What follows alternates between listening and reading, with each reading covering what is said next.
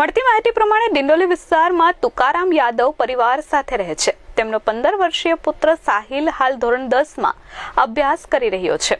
સાહિલ હાલ લિંબાયત નીલગિરીની સાર્વજનિક સ્કૂલમાં મરાઠી માધ્યમમાં અભ્યાસ કરતો હતો. સાહિલ પિતા સાથે જ બાઇક પર દરરોજ સ્કૂલે જવા નીકળતો હતો.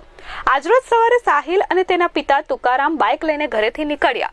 પિતા પુત્ર બાઇક પર સાઈ પોઈન્ટથી નવાગામ જતા બ્રિજ પરથી પસાર થઈ રહ્યા હતા. આ દરમિયાન પૂરપાટ ઝડપે ધસી આવેલા ડમ્પરના ચાલકે બાઇકને અડફેટે લીધું હતું. ડમ્પરની ટક્કરના કારણે બાઇક પરથી પિતા અને પુત્ર બંને રોડ પર પટકાઈ ગયા હતા.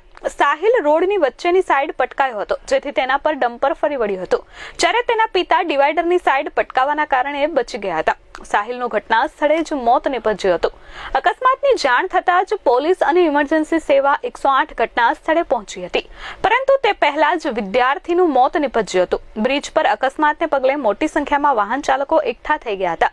ત્યારબાદ ડમ્પરના ચાલકને લોકો દ્વારા પકડી લેવામાં આવ્યો હતો. ઘટના સ્થળે દોડી આવેલી પોલીસને ડમ્પરના ચાલકને સોંપી દેવામાં આવ્યો હતો. ત્યારબાદ ડિંડોલી પોલીસ દ્વારા આ ડમ્પરના ચાલકની અટકાયત કરવામાં આવી છે. 15 વર્ષીય દીકરાનું મોત થતાં પરિવારમાં શોકનો માહોલ છવાઈ ગયો છે.